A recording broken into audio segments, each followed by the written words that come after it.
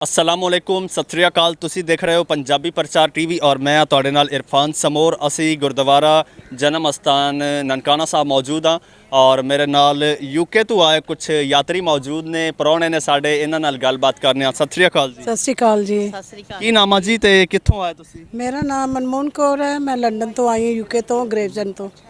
ਹਾਂਜੀ। ਤੇ ਤੁਹਾਡਾ ਕੀ ਨਾਮ ਤੇ ਤੁਸੀਂ? ਮੇਰਾ ਨਾਮ ਸ਼ਰਨਜੀਤ ਕੌਰ ਹੀ ਹੈ। ਮੈਂ ਵੀ ਯੂਕੇ ਤੋਂ ਆਈ ਹਾਂ, ਗ੍ਰੇਵਜ਼ਨ ਕੈਂਟ ਤੋਂ।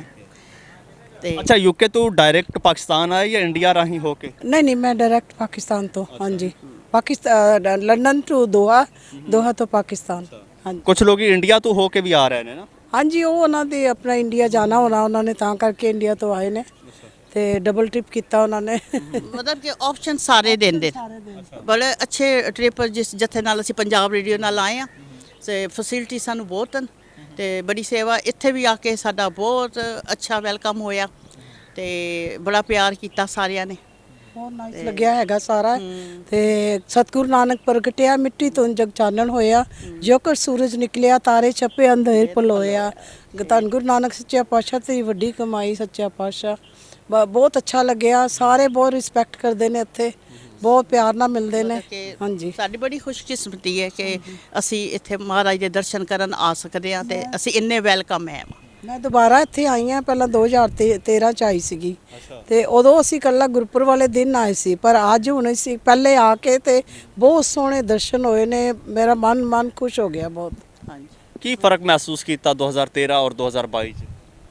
ਨਹੀਂ, ਫਰਕ ਤੇ ਕੋਈ ਨਹੀਂ ਹੈਗਾ, ਪਰ ਮਤਲਬ ਅੱਗੇ ਨਾਲੋਂ ਵੀ ਜ਼ਿਆਦਾ ਬਹੁਤ ਸਫਾਈ ਹੈ ਤੇ ਅੱਗੇ ਨਾਲੋਂ ਵੀ ਜ਼ਿਆਦਾ ਮਤਲਬ ਅੱਛਾ ਡਿਵੈਲਪ ਹੋਇਆ ਹੈ। ਬਹੁਤ ਅੱਛਾ, ਹਾਂਜੀ, ਬਹੁਤ ਅੱਛਾ ਕੀਤਾ ਹੋਇਆ। ਅੱਛਾ, ਸੜਕਾਂ ਬਹੁਤ ਸੋਹਣੀਆਂ ਬਣੀਆਂ ਇੱਥੇ ਦੀਆਂ, ਇੱਥੇ ਦੇ ਮੋਟਰਵੇ ਬਹੁਤ ਸੋਹਣੇ ਬਣੇ ਹੋਏ ਨੇ। ਹਾਂਜੀ, very nice, very clean country. ਹਾਂਜੀ, ਪਾਕਿਸਤਾਨ ਵੈਰੀ ਕਲੀਨ ਕੰਟਰੀ। ਕੋਈ ਯੂਕੇ ਜਾਏ ਹੈ ਨੇ? ਯੂਕੇ ਵੀ ਕਲੀਨ ਹੈ, ਪਰ ਇੱਥੇ ਵੀ ਕਲੀਨ ਲੱਗਿਆ ਸਾਨੂੰ। ਹਾਂਜੀ, ਹਾਂਜੀ। ਠੀਕ। ਤੁਸੀਂ ਕੀ ਕਹਿ ਰਹੇ?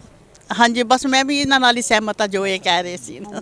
ਸਭ ਕੁਝ ਕਿਉਂਕਿ ਨਨਕਾਣਾ ਸਾਹਿਬ ਹੁਣ ਇਹਨਾਂ ਨੇ ਹੋਰ ਬਣਾਇਆ ਨਾ, ਕਾਫੀ ਡਿਵੈਲਪਮੈਂਟ ਕੀਤੀ। ਪਹਿਲਾਂ ਕਹਿੰਦੇ ਪੁਰਾਣਾ ਸੀ ਗੁਰਦੁਆਰਾ, ਮੈਂ ਤਾਂ ਨਹੀਂ ਦੇਖਿਆ, ਇਹਨਾਂ ਨੇ ਦੇਖਿਆ ਸੀ ਤਾਂ ਹੁਣ ਕਾਫੀ ਇਹਨਾਂ ਨੇ, ਤੇ ਇਸ ਕਰਕੇ ਬੜਾ ਮਨ ਖੁਸ਼ ਹੋਇਆ ਕਿ ਮਹਾਰਾਜ ਦੇ ਜਨਮ ਅਸਥਾਨ ਨੂੰ ਉਹਨਾਂ ਨੇ ਇਤਨਾ ਕੀਤਾ। ਅੱਛਾ, ਤੁਸੀਂ ਫਸਟ ਟਾਈਮ ਆਏ ਹੋ ਤੇ ਤੁਸੀਂ ਕੀ ਐਕਸਪੈਕਟ ਕਰਕੇ ਆਏ ਸੀ ਔਰ ਕਿਦਾਂ ਦਾ ਲੱਗਾ? ਮੇਰੀ ਐਕਸਪੈਕਟੇਸ਼ਨ ਤੋਂ ਜ਼ਿਆਦਾ ਅੱਛਾ ਲੱਗਿਆ ਮੈਨੂੰ। ਹਾਂਜੀ, ਕਿਉਂਕਿ ਮੈਂ 1978 ਵਿੱਚ ਪੰਜਾ ਸਾਹਿਬ ਆਈ ਸੀ।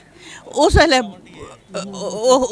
ਅਸੀਂ, ਕਿਉਂਕਿ ਮੈਂ ਈਰਾਨ ਤੋਂ ਹਾਂ ਤੇ ਮੈਂ ਈਰਾਨ ਤੋਂ ਆਈ ਸੀ ਜੱਥੇ ਨਾਲ ਨਾ, ਤੇ ਉਹ ਤਾਂ ਫਿਰ ਬੜਾ ਫਰਕ ਲੱਗਿਆ ਨਾ ਮੈਨੂੰ ਤੇ ਬੜਾ ਅੱਛਾ ਲੱਗਿਆ, ਬੜਾ ਅੱਛਾ। ਅੱਛਾ ਜੀ, ਜਦੋਂ ਤੁਸੀਂ ਐਂਟਰ ਹੋਏ ਹੋ ਤੇ ਉੱਥੇ ਖੜੇ ਹੋ ਕੇ ਕੋਈ ਸਿੰਗ ਕਰ ਰਿਹਾ ਸੀ? ਹਾਂਜੀ, ਉਹ ਸ਼ਬਦ ਅਸੀਂ ਸਿੰਗ ਕਰ ਰਹੇ ਸੀ।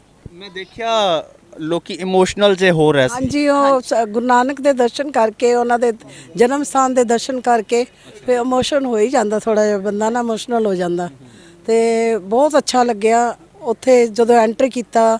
ਜਦੋਂ ਅਸੀਂ 에ਅਰਪੋਰਟ ਤੇ ਵੀ ਆਏ ਤੇ ਸਾਡਾ ਹੋਟਲ ਦੇ ਅੰਦਰ ਬੜਾ ਵੈਲਕਮ ਅੱਛਾ ਕੀਤਾ। ਉਹਨਾਂ ਨੇ ਹਾਰ ਪਾਏ ਤੇ ਬੜੇ ਢੋਲ ਵਜਾਏ ਉਹਨਾਂ ਨੇ, ਬਹੁਤ ਅੱਛਾ ਲੱਗਿਆ, ਵੈਰੀ ਨਾਈਸ। ਅੱਗੇ ਵੀ ਇਸ ਤਰ੍ਹਾਂ ਹੀ ਕੀਤਾ ਸੀ, ਪਰ ਵਰ ਯੂ ਐਕਸਪੈਕਟਿੰਗ ਦੈਟ? ਨੋ, ਮੈਨੂੰ ਤਾਂ ਪਤਾ ਸੀ, ਵੈਸੇ ਇਹਨਾਂ ਨੂੰ ਨਹੀਂ ਪਤਾ ਸੀਗਾ। ਲਾਸਟ ਟਾਈਮ ਵੀ ਇਦਾਂ ਹੀ ਹੋਇਆ? ਲਾਸਟ ਟਾਈਮ ਵੀ ਇਦਾਂ ਹੋਇਆ ਸੀ, ਹਾਰ ਪਾਏ ਸੀ ਗੱਲਾਂ 'ਚ ਤੇ ਬੜਾ ਅੱਛਾ ਲੱਗਿਆ ਸੀ। ਹਾਂਜੀ, ਕਿਉਂਕਿ ਇਹ ਸਾਡਾ ਡ੍ਰੀਮ ਹੁੰਦਾ ਕਿ ਅਸੀਂ ਆਪਣੇ ਬਾਬੇ ਨਾਨਕ ਦੇ ਦਰਸ਼ਨ ਕਰੀਏ ਤੇ ਇਹ ਸਾਡਾ ਡ੍ਰੀਮ ਪੂਰਾ ਹੋਇਆ ਤੇ ਬਹੁਤ ਅੱਛਾ ਪੂਰਾ ਹੋਇਆ ਤੇ ਬਹੁਤ ਸਾਰਿਆਂ ਨੇ ਨਾਨਕ ਦੀ ਬੜੀ ਕਿਰਪਾ ਰਹੀ ਹੈ, ਪਰਿਵਾਰ ਤੇ ਬੜੀ ਕਿਰਪਾ ਰਹੀ ਹੈ। ਮੈਂ ਇੱਥੇ ਸੁਖਨਾ ਸੁੱਕ ਕੇ ਗਈ ਸੀ, ਮੇਰੇ ਬੇਟੇ ਦਾ ਘਰ ਵਸ ਜਾਵੇ, ਉਹਦਾ ਘਰ ਵਸਿਆ, ਉਸ ਗੁਰੂ ਨਾਨਕ ਨੇ ਵਸਾਇਆ ਤੇ ਉਹਦਾ ਲੱਖ ਲੱਖ ਸ਼ੁਕਰਗੁਜ਼ਾਰ ਆ ਮੈਂ। ਤੇ ਹੋਰ ਤੇ ਸੁਖਨਾ ਪੂਰੀਆਂ ਹੁੰਦੀਆਂ ਲੋਕਾਂ ਦੀਆਂ ਇਸ ਜਗ੍ਹਾ। ਤੁਹਾਡਾ ਡ੍ਰੀਮ ਸੀ ਆਉਣਾ ਤੇ ਸਾਡੀ ਡਿਜ਼ਾਇਰ ਹੁੰਦੀ ਹੈ ਕਿ ਇੰਨੇ ਸੋਹਣੇ ਪ੍ਰਾਹੁਣੇ, ਇੰਨੇ ਅੱਛੇ ਪ੍ਰਾਹੁਣੇ ਸਾਡੇ ਕੋਲ ਆਉਣ ਔਰ ਬਾਰ-ਬਾਰ। ਹਾਂਜੀ, ਬਾਰ-ਬਾਰ ਬਾਬੇ ਨਾਨਕ ਦਾ ਕਿ ਮੈਂ ਤਾਂ ਇੱਥੇ ਅਰਦਾਸ ਕੀਤੀ ਕਿ ਬਾਬੇ ਨਾਨਕ ਮੈਨੂੰ ਫੇਰ ਬੁਲਾਈ, ਮੈਨੂੰ ਫੇਰ ਬੁਲਾਵੀਂ। ਹੁਣ ਇਕੱਲੇ ਹੀ ਆਏ ਹੋ? ਹੁਣ ਮੈਂ ਇਕੱਲੀ ਆਈ ਹਾਂ। ਔਰ ਨੈਕਸਟ ਟਾਈਮ ਹੋਰ ਕਿਸੇ ਨੂੰ ਲੈ ਕੇ ਆਓ? ਦੇਖੋ, ਜੇ ਮੂੰਹ ਤੋਂ ਕੁਝ ਨਹੀਂ ਕਹਿੰਦੀ ਤੇ ਜੇ ਹੋ ਸਕਿਆ ਤਾਂ ਜ਼ਰੂਰ ਨਾ, ਜੇ ਕਿਰਪਾ ਹੋ ਗਈ ਬਾਬੇ ਨਾਨਕ ਦੀ ਕਿਰਪਾ ਹੋਈ ਤਾਂ ਜ਼ਰੂਰ ਫਿਰ ਦਰਸ਼ਨ ਹੋਣਗੇ। ਸਾਰਿਆਂ ਨੂੰ ਅੱਛਾ ਦੱਸਾਂਗੇ ਜਾ ਕੇ, ਕਿਉਂਕਿ ਮੈਂ ਤਾਂ ਇਹੋ ਜਿਹਾ ਇਨਸਾਨ ਆ ਕਿ ਕੀ ਕਹਿੰਦੇ ਉਹਨੇ ਢੋਲ ਵਜਾ ਕੇ ਦੱਸਣ ਵਾਲਾ ਸਾਰਿਆਂ ਨੂੰ। ਮੈਂ ਤਾਂ ਹੁਣ ਸਾਰਿਆਂ ਨੂੰ ਦੱਸਾਂਗੀ ਇੱਥੋਂ ਦੀ ਵੀ ਕਿਤਨਾ ਸਾਡਾ ਉਹਨਾਂ ਨੇ ਵੈਲਕਮ ਪਿਆਰ ਰੀਅਲੀ ਨਾਈਸ ਪੀਪਲ ਹੈਗੇ ਸਾਰੇ ਹੀ। ਇਸ ਕਰਕੇ- ਬਹੁਤ ਅੱਛੀ ਤਰ੍ਹਾਂ ਬੋਲਦੇ, ਲੰਗਰ ਦੀ ਸੇਵਾ ਬਹੁਤ ਅੱਛੀ ਤਰ੍ਹਾਂ ਕਰ ਰਹੇ ਨੇ ਸਾਰੇ। ਬਹੁਤ ਅੱਛਾ ਲੰਗਰ ਗਰਮ ਗਰਮ ਮਿਲਿਆ ਲੰਗਰ ਵੀ, ਤੇ ਰੀਅਲੀ ਨਾਈਸ ਲੱਗਿਆ ਸਾਨੂੰ, ਬਹੁਤ ਅੱਛਾ। ਅੱਛਾ, ਅਸੀਂ 4-5 ਸਾਲ ਤੋਂ ਇੱਥੇ ਆ ਰਹੇ ਹਾਂ ਨਾ, ਕਵਰੇਜ ਕਰ ਰਹੇ ਹਾਂ।